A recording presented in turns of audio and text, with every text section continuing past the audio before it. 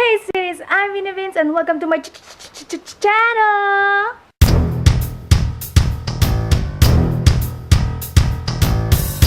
Today's agenda is we are going to a food park here in Quezon City kasi we got invited by an owner doon sa food park na yon. And yeah, keep on watching to know where we are going, kung anong food park yon, and what were we going to eat because guys, I'm telling you, this is going to be a delicious content for you. Thank you. Goodbye.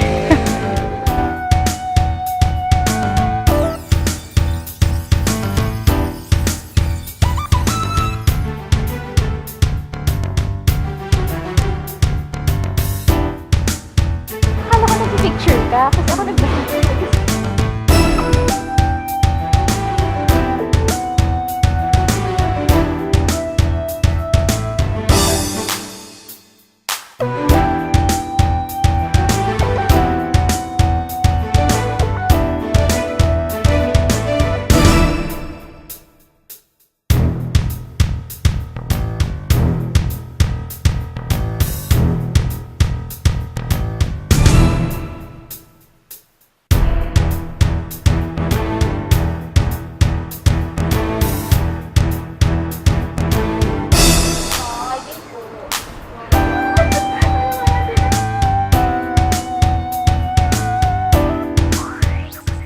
2 years na kami in the business.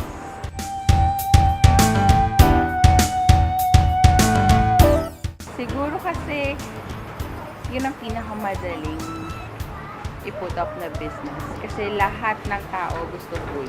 Whether you're stressed, whether you're happy, or kung malungkot ka, laging food yung laging hinahanap ng tao, food.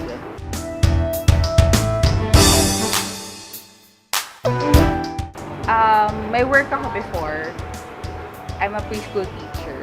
Tapos may baby ako. So, medyo nahirapan kaming kumuha ng yaya. So, on-off. So, nag-decide akong umalis sa work ko. So, nag-full-time mom ako. And until now, full-time mom pa rin naman ako. Tapos, nag-decide kami ng husband ko na mag-put up ng business. So, sa small food park, napakamaliit na food park sa Marikina, nag-put up kami doon ng sobrang liit na food stall. Actually, yung name niya is Migos. Since then, American food yung sinaserve namin.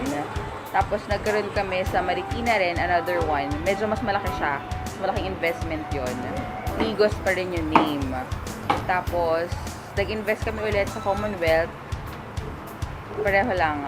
Migos pa rin. North High Food Park, if you are familiar with the food park. Tapos ngayon, nagkaroon kami ng partners dito sa The Yard. Yung theme kasi nitong The Yard is cinema. So, gusto nila, per stall is nasa theme. So, nag-isip kami ng catchy na name. Since parang Lord of the Rings, super catchy niya. Kaya kami nag-start sa Lord of the Rings.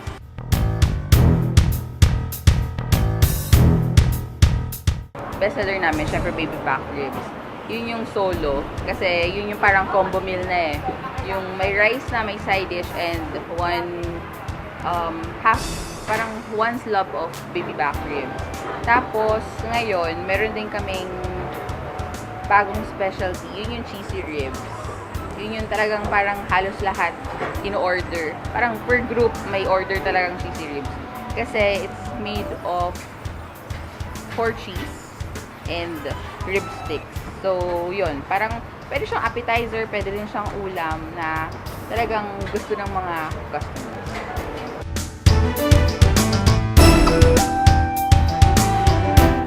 Everyday naman akong merong delivery ng ribs. So, marami rin akong suppliers niyan. So, parang everyday or alternate yung pag-deliver niya sa amin. And, yung preparation niya is dito ginagawa.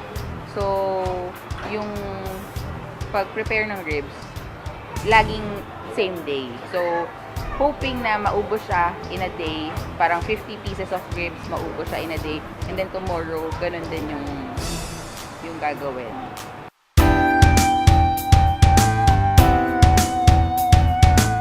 Siguro yung kaibahan, hindi ko masabi. Kasi honestly, hindi ako fan ng ribs.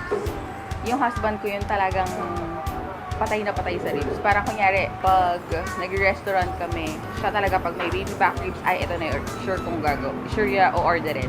Siya kasi yung gumawa ng recipe nito. So, talagang sa kanya, parang hula-hula lang yan, nanood siya ng YouTube, whatever, nag-research kung paano gumawa. First time yung mag-try, perfect na agad. Pag passion mo talaga, yung inventing recipes, or talagang gumagawa lang ng, gusto mo lang ng food. Siguro talagang bibigay mo lahat, lalo na gusto niya ng food talaga. Kasi yung husband ko hindi siya chef. Wala sa amin yung chef or nag-culinary. IT siya. So, parang never siya nagkukook sa house. Minsan-minsan lang. Tapos parang nakaka-proud lang na yung mga tao gusto nung ribs namin.